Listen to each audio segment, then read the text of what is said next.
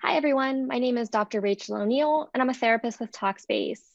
We're gathered here to talk about a compelling new documentary, The Weight of Gold, which debuts on Wednesday, July 29th at 9 p.m. on HBO and streams on HBO Max.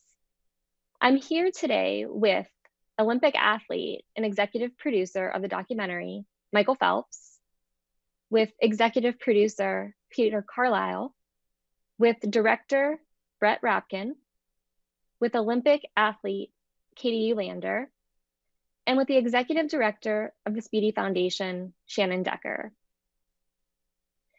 I'm so excited to talk with you all about this documentary. As a therapist, I was moved by the vulnerability shown throughout the film and just truly the honesty in talking about these incredibly personal and difficult topics. It's my pleasure to have the opportunity to talk with you all about this documentary and really where we go from here. So to start, I would like to ask a question of Michael, Peter, and Brett in terms of your experiences with how this project arose. And Michael, I'd like to start with you. I know at the end of the Rio Olympics in 2016, this idea sort of came to you, and through your experiences, it was sort of born. So I would love to hear a little bit more about how this idea came and what you were hoping to accomplish with this project. I mean, for me, through the 5 Olympics that I was a part of, I was a part of a lot of a big emotional roller coaster. And once I got to the last Olympics in Rio, I found that the interactions that I had with other athletes, through being a captain, through being a flag bearer, I saw that there were so many people that were going through the same exact thing that I was suffering from. Coming out of the Olympics and falling into a major state of depression. That was something that I went through time and time again. And for me, I was blown away. I was shocked, but surprised, like kind of at the same time, because I realized I wasn't alone. So for me, I just felt like there had to be something that we can do to destigmatize this, to help others that are going through this, and also to help them understand that it's okay to not be okay, right? Like all of these things for me, just once I really finished competing, it was just a wave of emotions that came over me, and I saw my teammates just in a scary place. Absolutely. One of the things that was mentioned in the documentary was this idea that probably about 80% of folks experience these post-Olympic blues, this post-Olympic depression. And it really just stuck with me, that idea that the pinnacle of your career and the end of it are essentially tied together in that moment in most cases. Is there such a powerful moment? Peter, coming to you now as Michael's agent, what was your role in the development of this project, and why was telling the story so important to you? Well, I mean, having worked with Michael for 18 years, I bore witness to the roller coaster ride, and it's a scary thing. And when you care about somebody and you see what they're going through, and it almost becomes this cyclical phenomenon where I think Michael would expect to be going through something, at minimum, any post games period. And throughout my career working with a number of athletes in a variety of sports, I came to see that this is a very common experience, and it's really troubling because these athletes really face some difficult times and challenges, and I think because it's so hard for people to relate to this incredible experience that they go through. They go from relative anonymity to being a superstar, to being celebrated in their hometowns,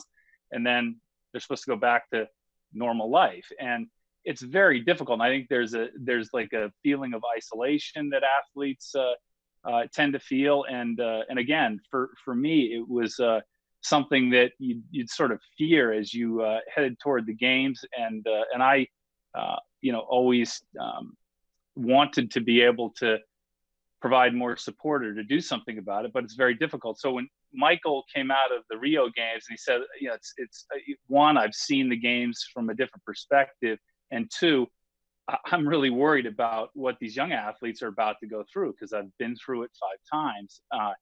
And so when he said, I really want to do something about it, we were just sort of hungry for any opportunity to make a difference, to shed light on the problem, to get people talking about it. And so, when we started to talk to Brett about this potential project, it just seemed to make perfect sense, and it became a huge priority over the past 3 years to make it happen.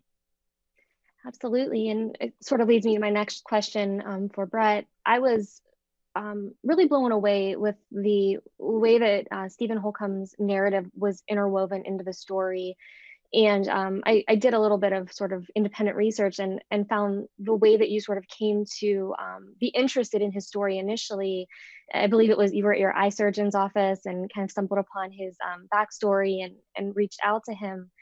And his contribution to this film was so powerful and so deeply moving. And again, as I listened to him and I listened to those moments where he talked about his desire to live and the struggles that he was experiencing, it just lent such a powerful voice to the story, and it underscored truly the life and death ramifications of not getting the help that you need.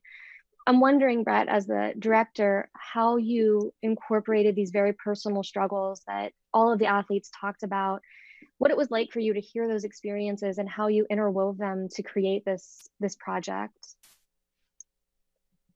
It was certainly a challenge. And, when Stephen passed away, I made a commitment to myself and to other people that were involved that one way or another I was going to get that interview seen. It's been an incredible journey. I came into this through the angle of having spent an entire World Cup season with the US ski team and Bode Miller doing a TV series. And, I thought I knew what the life of an Olympian was like. But I was wrong. I had, witnessed through Bode, who's a very unique individual, and the US ski team has certain resources that are not typical for a lot of these other sports. So as I started to interview different athletes, one after the other, I started to hear, them courageously sharing, their feelings on different resources that were lacking, starting with mental health. And there's a number of other things, insurance, et cetera, that are all tend to be interrelated. And I think for some of these athletes, it was easier than others to share their story. But, led by Michael and his courage in doing so, I think that, he created a real path for all these other athletes, both in the film and beyond the film to share their own experiences. Absolutely. On the topic of being an athlete and sharing your experience, Katie, I'd like to direct the next question to you. So much of your identity from such a young age is tied to this idea of being an athlete and competing.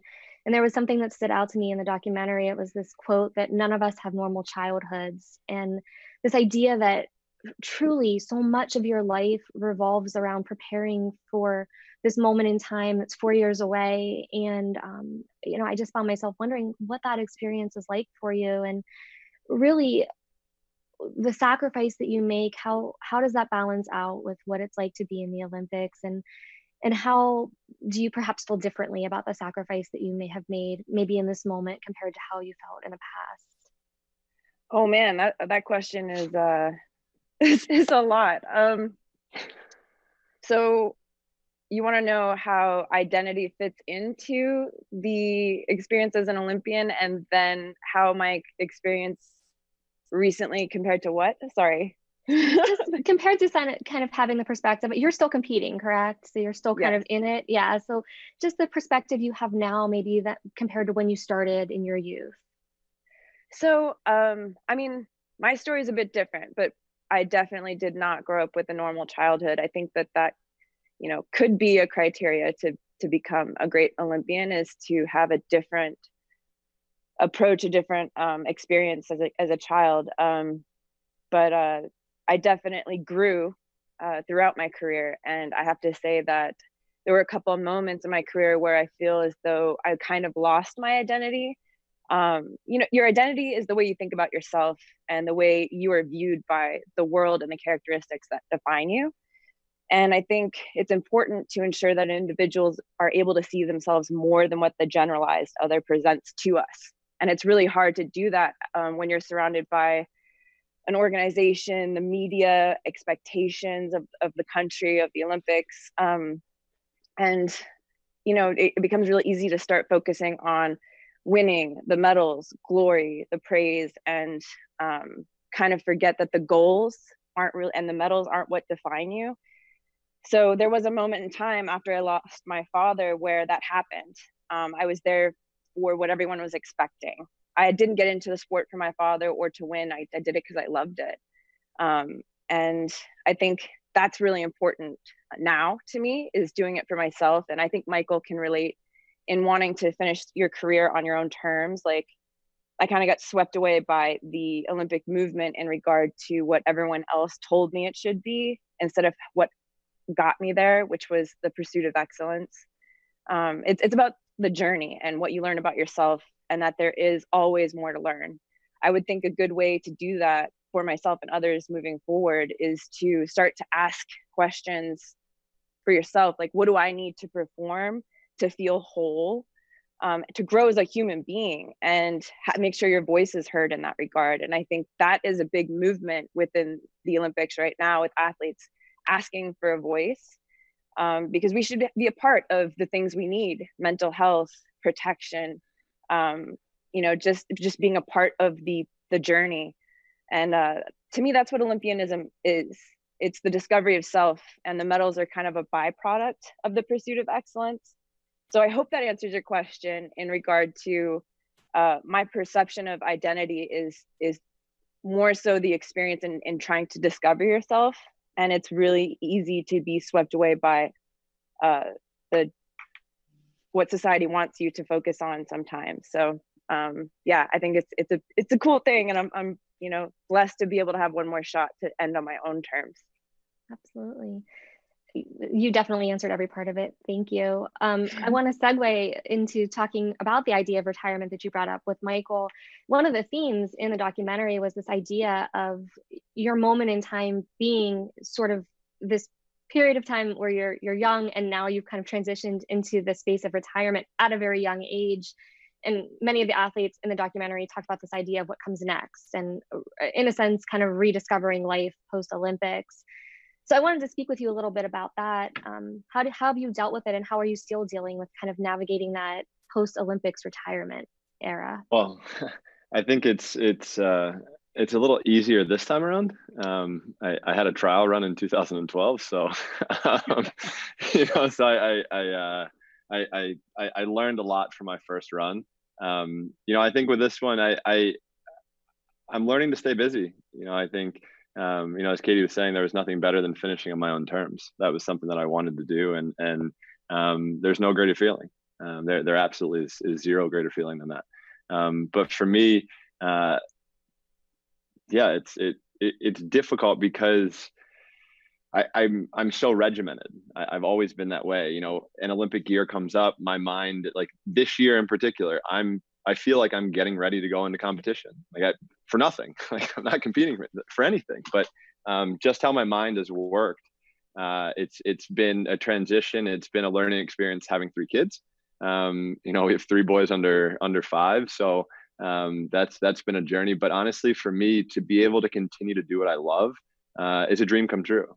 You know, it is challenging at times to go through my mental health struggles that I have almost daily. But it's a part of my life, and you know, the more we can learn about it and the more we can teach about it, you know, we have the opportunity to save a life. And for me, that's bigger than ever winning an Olympic gold medal. So my journey, I think, in life is really just beginning, and it's something that I am looking forward to. And I know there are going to be some big bumps in the road, but you know, we have a great team that can help us navigate our way through those. Yeah, the idea of finding meaning sort of post-Olympics, post-competition, but finding this new space of meaning, which it sounds like you've been able to do through multiple different endeavors, and especially being the dad of 3 young children under the age of 5. But that's I a think full-time job. It is, but also like what Katie said, like when you're going through something, it has to be what's inside of you, and that's the reason why you're doing it. It has to be that passion, and if it's not, then it's just never going to work out that how you have it dreamed in your head. So for me, the passions that I have, they fuel me absolutely every single day, and that's how it has to be. What struck me is you saying that you have bumps in the road and like it's hard, but like to me personally, not being okay is painful. It's uncomfortable and paralyzing. And I feel blessed to recognize those moments in a different context in my training as well. Like you said it once, I think in the documentary, where, the best in the world understand to do something when you really don't want to. And I think that the same applies mentally, because you have moments of where you're uncomfortable, there's pain, you're dealing with something, and just moving and recognizing the other parts of yourself that are still there, that have passion or, spark something inside of you, are important to pay attention to in those moments. And like, the pain is not bad, it's growth. And I think if you can change the context of the way you think about it, then you start to realize like, okay, this moment of transition or this moment of me learning more about myself is no different than me being sore from squatting heavy this one day. It's true. It's 100%. I agree. Absolutely. And that, to be honest, is an analogy I use with my clients all of the time. That idea that emotional discomfort is very much similar to physical discomfort, and it's oftentimes necessary for change. I really appreciate you sharing that.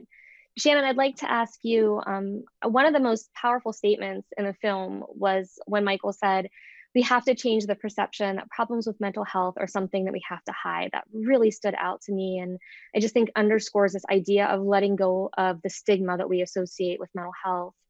So I'm wondering, from your perspective, what we can do for future athletes, and how do you think that the mental health community can take a proactive approach to the reality that about 80% of folks will experience some sort of post-competition depression? Yeah, absolutely. Conversation is key. Having a discussion, having an honest, open discussion about what's truly going on inside is huge. The Speedy Foundation has been around for 9 years, since my cousin Speedy Peterson ended his life in 2011 following the Vancouver Olympics. And from that point, our work has always been through advocacy, conversations, and education. I know that when he struggled, he had 2 previous suicide attempts. He took 2 sabbaticals.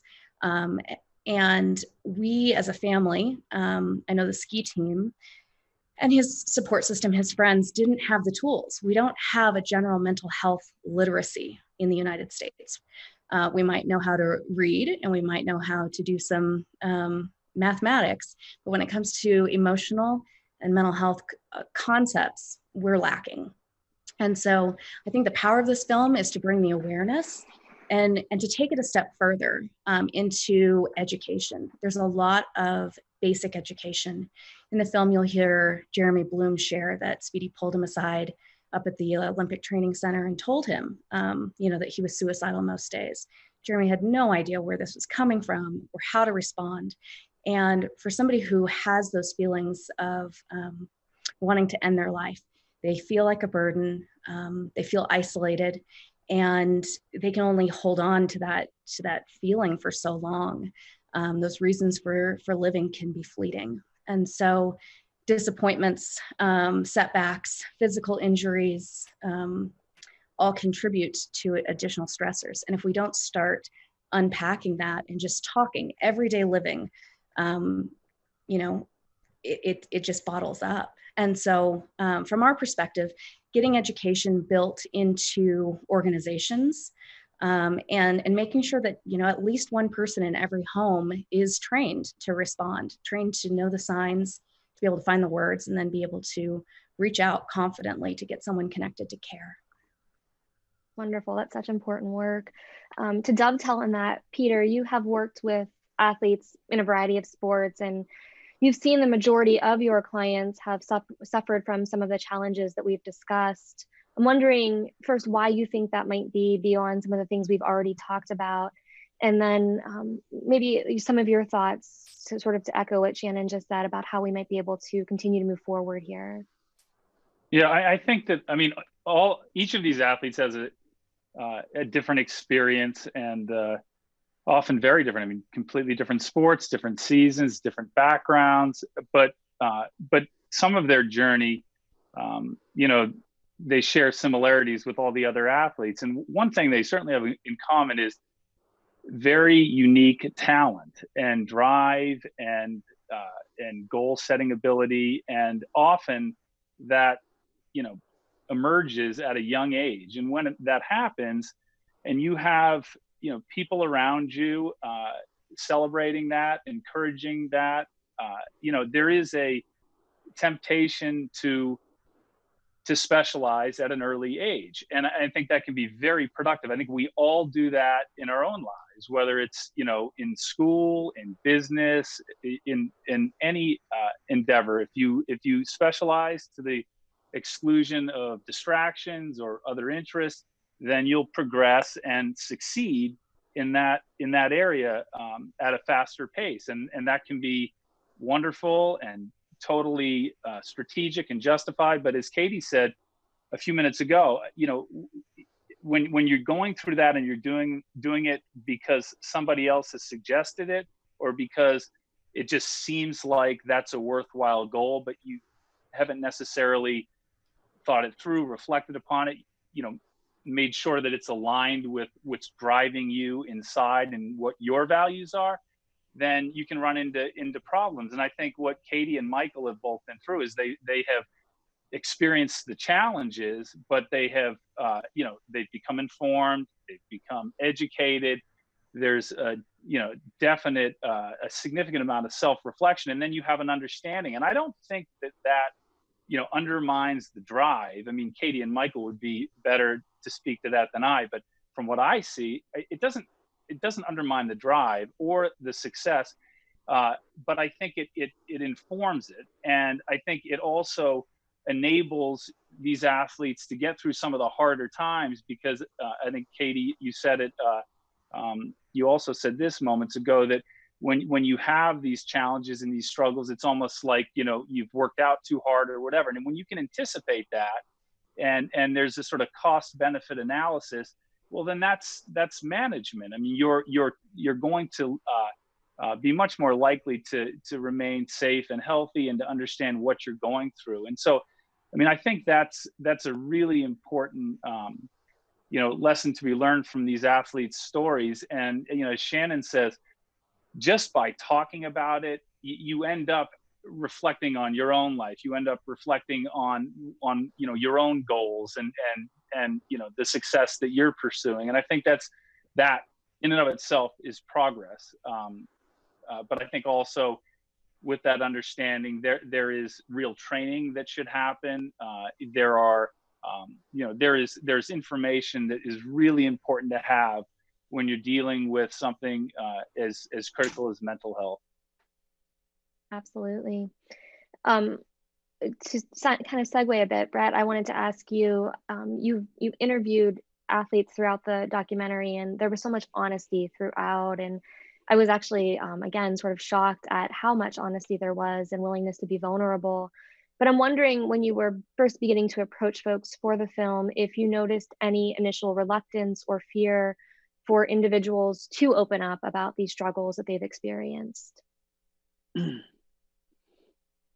Yeah, absolutely. I think the project had, there was sort of a snowball effect. I think that once a certain group of athletes started to participate, I think that others felt more comfortable doing it. And certainly, you know, Michael getting involved was huge in that happening.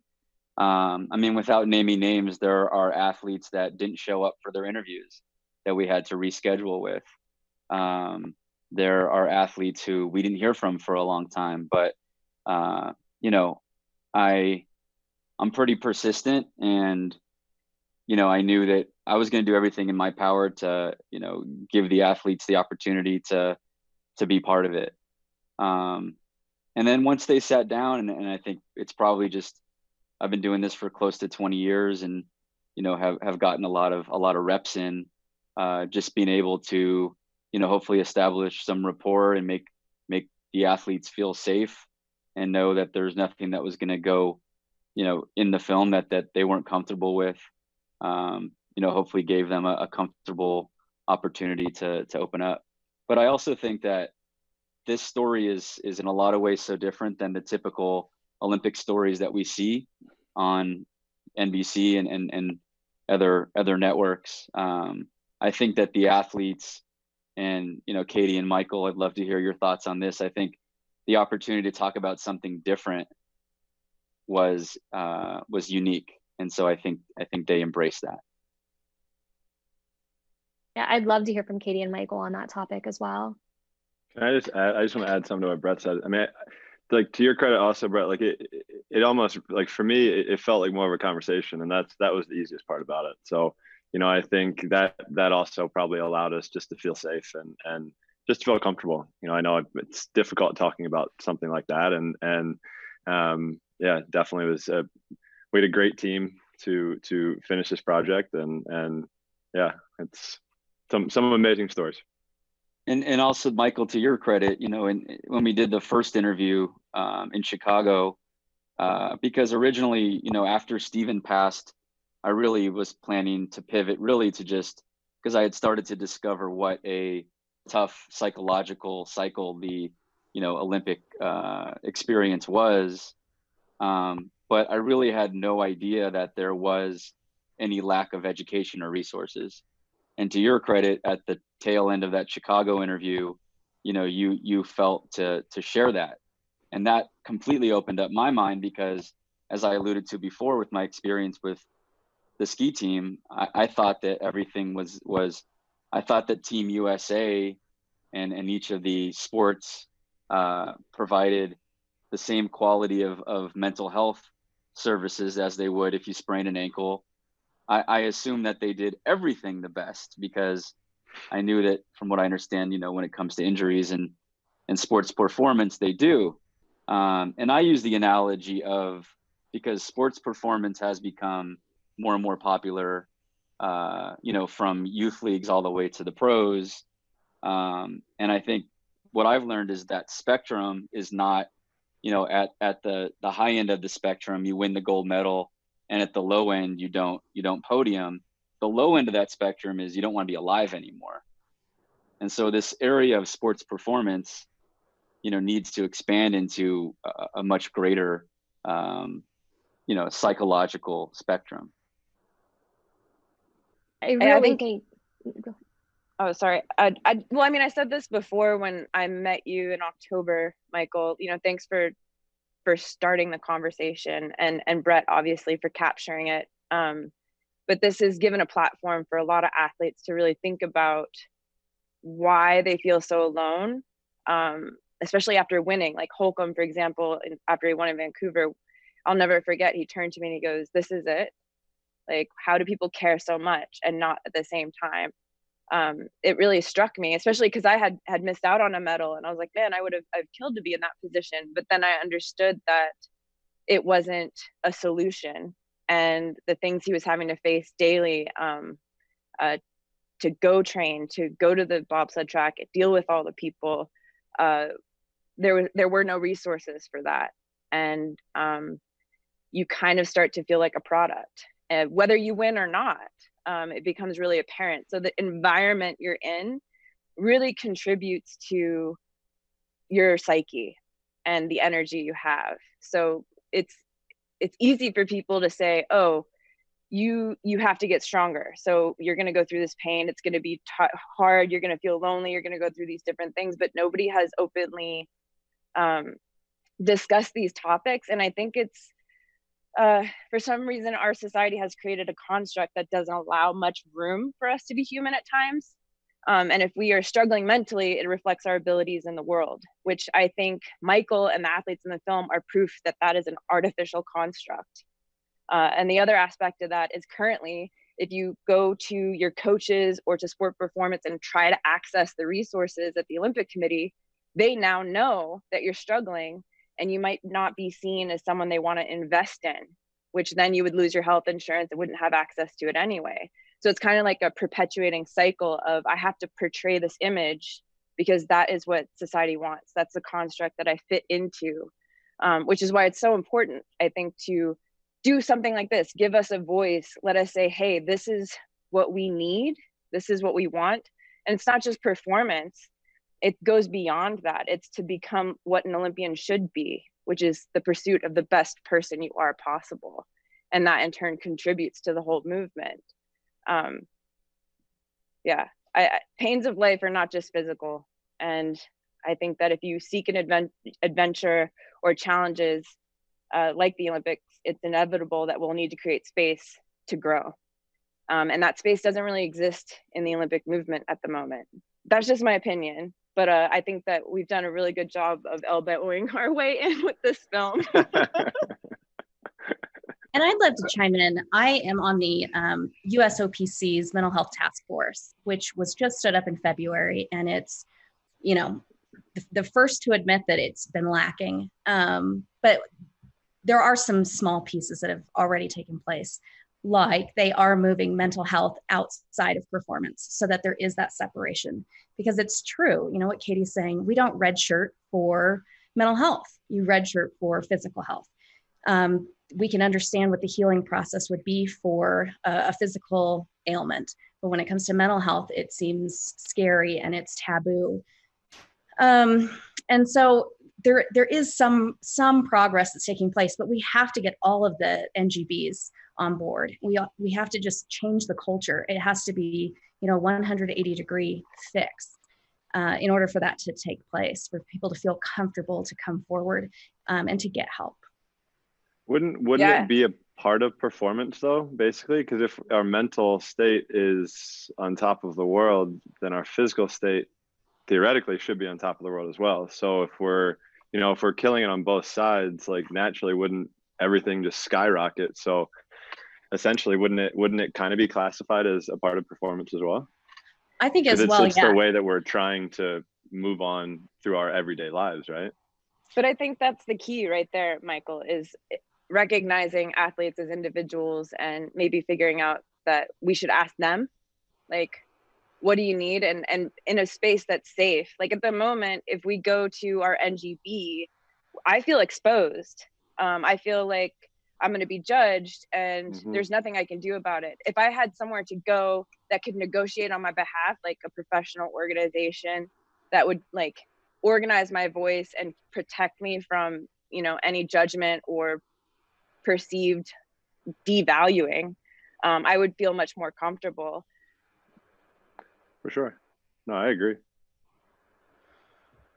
As I was watching the documentary, it occurred to me this idea of almost at times kind of feeling like you are an extension of a product. And I don't know if that encompasses the experience, but as I was listening and watching the experiences and thinking about the way that the media creates a narrative, even before you ever go to the Olympics, and then once you're there, how there's a narrative created for you, whether you win or lose, it just really stood out to me, this pressure that exists beyond even the competition. And I think it really speaks to what you're all saying right now, is the reality is everyone is impacted in some way. That there's no way to go through this experience of being an Olympic athlete without feeling at some point some mental impact. It sort of goes back to what Michael said, like this should be an extension of performance and not something that is separate, because the realities of the situation are something that unless you live it, I don't think you can comprehend it. I think people can relate. There are plenty of times that you go through something significant, some sort of trauma in your life. Maybe like the first thing that comes to mind for me is loss. So when you lose a loved one, you kind of look around for comfort, or you look around for support. And so when you finish your Olympics or you finish a big achievement, it's kind of the same thing. Like you get up and then there's a little bit of a loss. You're kind of looking like for that support or what's next, or like, I don't know, Michael, maybe you can elaborate on that a bit, but those are the moments where having a resource to kind of like pad the transition, I think would be extremely useful. And I think many people can relate to that. Like you go through a horrible breakup, for example, but I don't know if I kind of messed that metaphor up. Michael, anything you would add on your experience? I mean, like Katie, like for like on a loss, I would beat myself up over a loss more than I would be ecstatic over a win. So, you know, I think throughout my Olympic career and what I've seen through my Olympic career, I feel like a product, because it's, you know, they want to do everything while we're good, while we're on top of our game. But at the end of the day, there are thousands of other kids that are getting ready to replace us. So. Yeah, I think it comes down to value. The only time you're relevant is when you're performing. And performing well.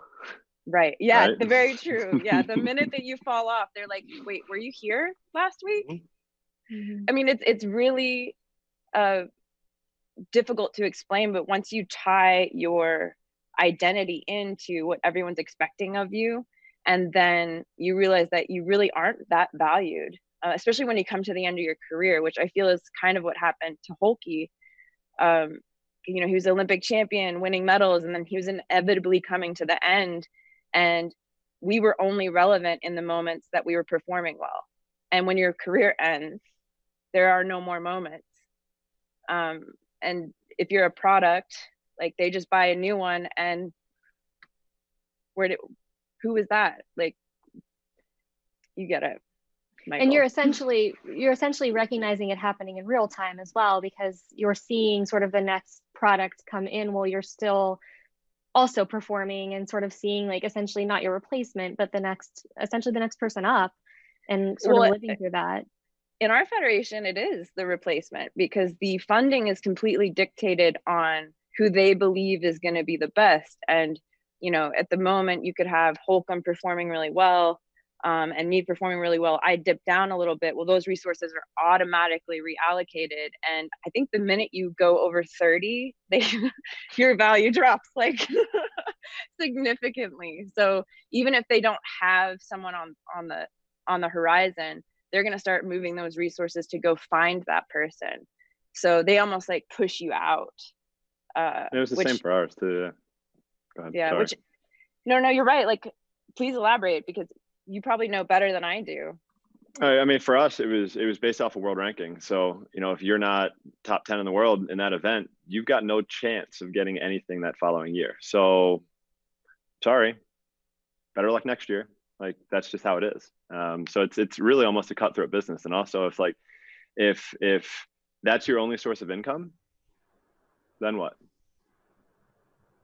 You have to basically give up, or you're working 8-hour days on top of training. So you're not really giving yourself that, like, your best chance to really perform as well as you could. So, you know, it's frustrating to see. It's upsetting to see, and yeah, it's got to change. There's no ifs, ands, or buts about it. And what's kind of oh, go ahead. Well, I was just going to say, to add to what Shannon had said, the separation of mental health services from performance, which I view as progress. I mean, there's a lot more that needs to be done, but I think that goes to the points that Katie, you and Michael are raising, which is, you know, the provision of mental health support should not be dependent upon performance, and your mental health is relevant irrespective of the fluctuation of that performance. And I think that you know, that you guys having this discussion now, that's what should inform the changes that not just the USOPC, but NGBs and the NCAA and high schools and any club sports, because you guys can tell anybody what it was that you needed and why it was so difficult to get it. And I think until you understand that, you can't devise an effective solution. Well, my question is, like, it's great they're separating the two, but they're not, because you don't get health insurance unless they decide you're worthy of it. And then that's tied to the mental health resources. So to say they separated them, I don't really understand that, because very few athletes, and Michael can attest to this, get access to the resources as it is, which is the crazy part. Like, you would think if you were working for a company, myself, for example, 17 years, and I was 8th in the last Olympics, or top 8 in the world. I ended up getting 13th at the games, got a back injury, and then they decided to cut all my funding. So like, that's not facilitating a transition. Also knowing that I'm coming back, and this isn't just about me. This is not an isolated incident. Me too. Yeah. Yeah. And I mean, you know what, Michael, I have to say, when you said on the film that, you know, you can make $1,700 a month, they've been telling us that was performance based. And I'm telling you, every Olympian that saw that is going to be like, there's not 23 gold medals. Like, we have no chance of making any more money. Well, how about this too? How about this? When I came back out of retirement into the sport of swimming, my first year and a half, I had no health insurance through the USOC because I hadn't competed. So at that point, I'd done pretty good in 4 Olympics, and they still didn't want, or they still didn't have anything. Or you could say, going into 2006, 2007, I go to get treatment into the training center, and it says 100 gold medals. It's leading it up to Beijing. 100 gold medals in Beijing. I went in because I was feeling sick or had a cough for something. Oh, I'm sorry, everybody's at lunch right now, we can't help you. Oh, there's not a single person in there. So it's like, no, it. But that's the you know, it's like, oh, so it's not personal, but it's not personal. Like, we're not seen as human. Like, so it's kind of like a double-edged sword. So it does make me feel better that even the best in the world are treated the same, but it doesn't at the same time, because it kind of it devalues what we've been told this whole time mattered: the medals, the winning, showing up, like being an Olympic athlete and performing is what they've demanded. And then, so you think you've got some value, and it turns out that it's only momentary. It's only in that instant. That's a huge, you know, to the mind. Yeah, yeah, a little bit. Yeah, I mean, and then, like, honestly, like, for me, that's something that I'll use as motivation and fuel. But other people, like, sometimes that can be detrimental to your career, and you know, it's tough to come back from that mentally, because you almost feel like you don't matter. I have to say, like, how am I supposed to go to work out every day and try to do what I'm trying to do if I don't think that I matter? I have to say that hits home, like, thinking, because I think it's kind of like processing, like, in this moment, how, you know, going into the 2010 Olympics, I was winning everything. I think I met you going into that at the training center in Colorado. Yeah. But I was, you know, 75% chance going to walk away with the medal statistically. And my father passed away just before, and I had no mental health support going into it and was struggling. And I could just see people kind of like turning away. And it made it really difficult to come back. I didn't recover and win a world championships again until 2012. And it was like digging deep and finding the reasons for myself why. But that whole time, like, through my career up until now, that lingering, like, do I matter, was in the back of my head.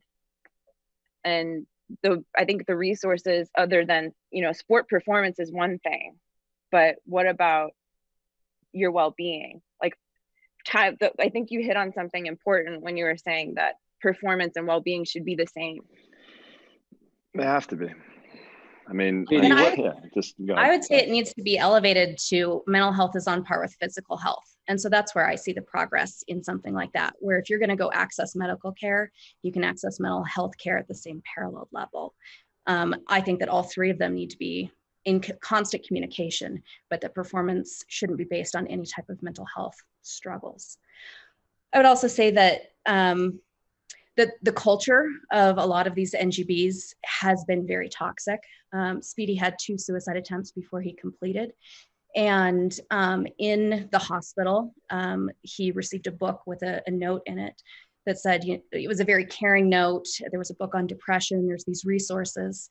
But at the end, it said, let's not tell anybody about this. It came from someone within the US ski team, and it said, let's keep this between us. There's too many repercussions if people know.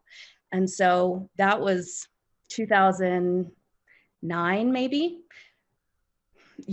Has anything changed?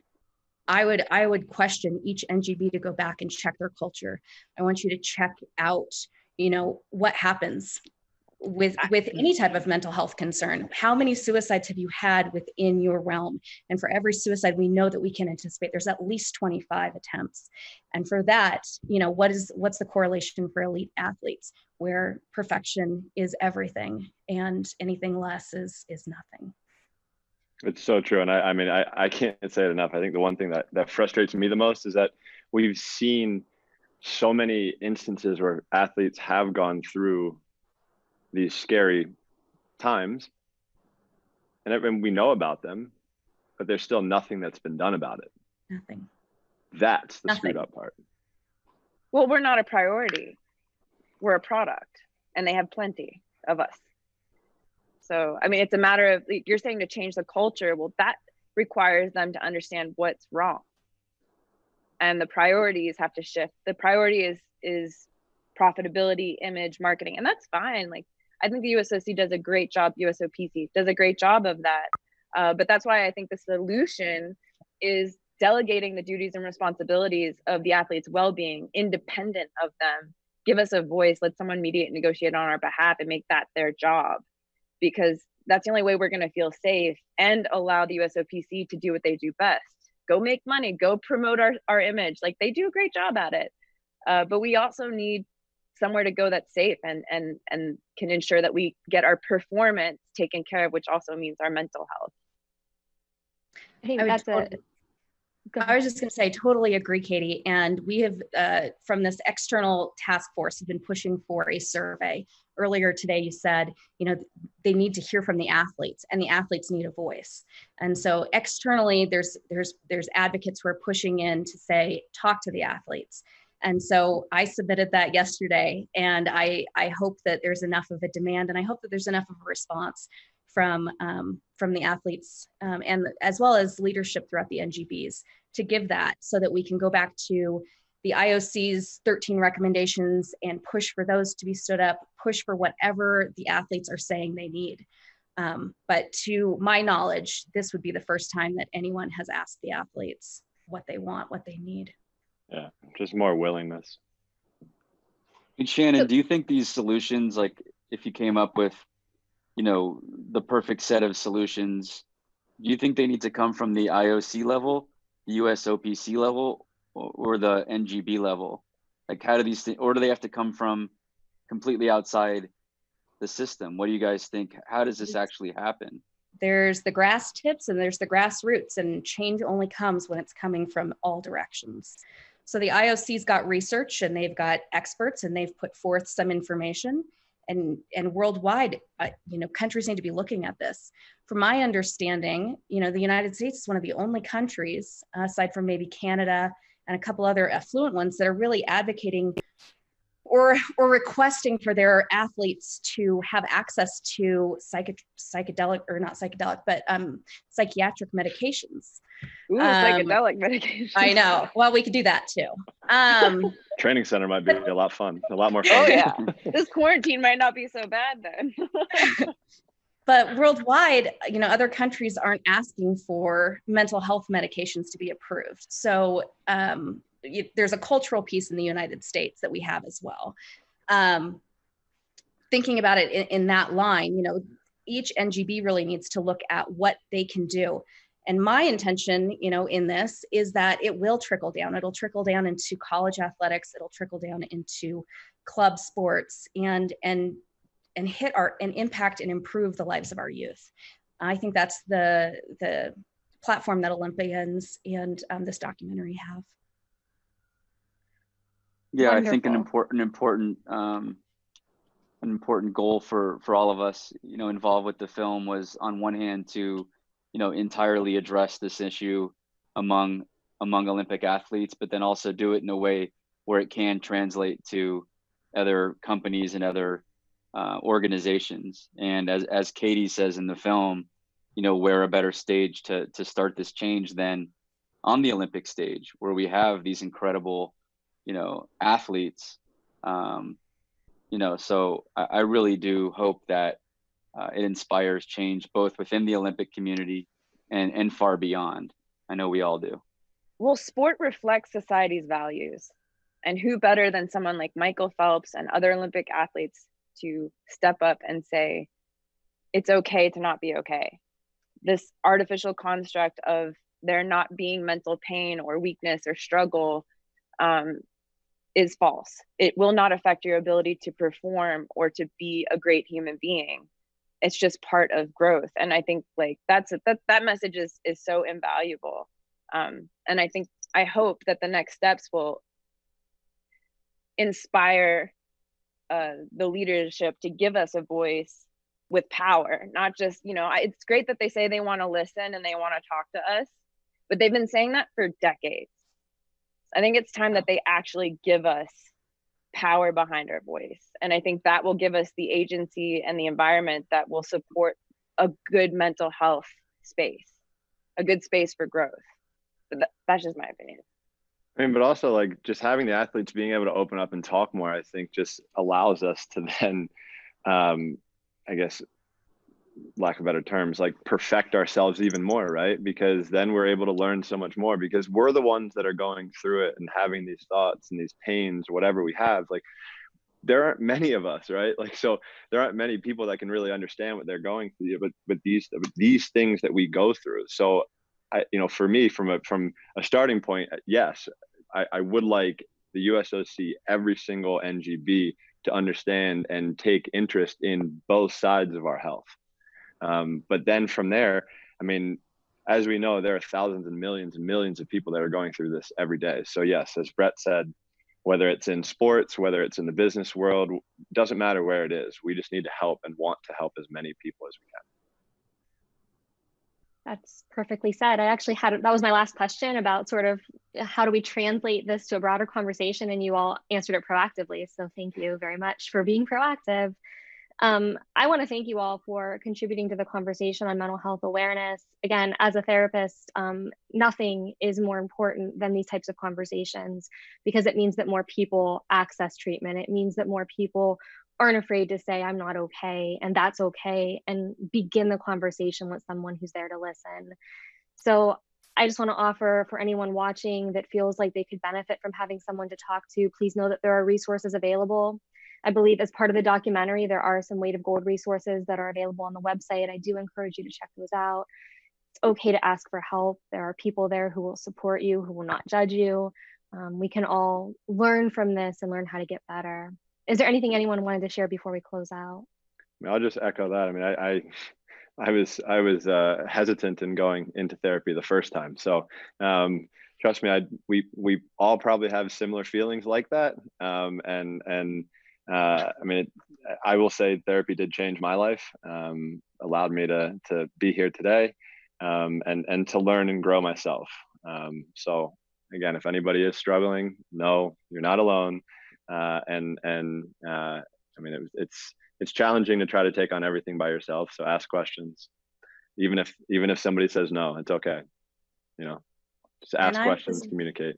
I would just add to that the Suicide Prevention Lifeline is not just for those who are experiencing thoughts of suicide, but if you're concerned about someone, or if you're just having a hard time, think of it as a crisis line. That's always a free 24/7 listening ear. And so that number is 1-800-273-TALK.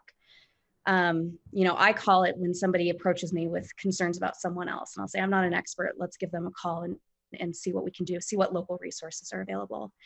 And just, if you found yourself, you know, sitting in Jeremy's position saying, you know, what am I supposed to do? I would encourage you to take QPR training. The Speedy Foundation will be offering that for free. It'll be linked on the Weight of Gold website. So that would be another opportunity. I just want to say thank you. Oh, like for bringing those resources forward, and Michael and Talkspace for starting the conversation. And then I also use Talkspace, and it has been a life changer for me, still competing especially. So I just want to say thank you to everyone for being so open and providing this space. All right, well, thank you all so much for taking this opportunity to talk about this powerful film, and thank you for your contributions to the mental health community. Thank you. Thanks so much. Thanks, guys. Thank you. Thank you all for joining us this evening. And I want to give a special thank you to our panelists, Michael, Katie, Shannon, Peter, and Brett. I appreciate your honesty and candor in talking about mental health and how we as a society can get better at supporting the mental health needs of athletes and individuals across the world. For those watching, I encourage you to check out the Weight of Gold resources on HBO.com. Thank you all so much.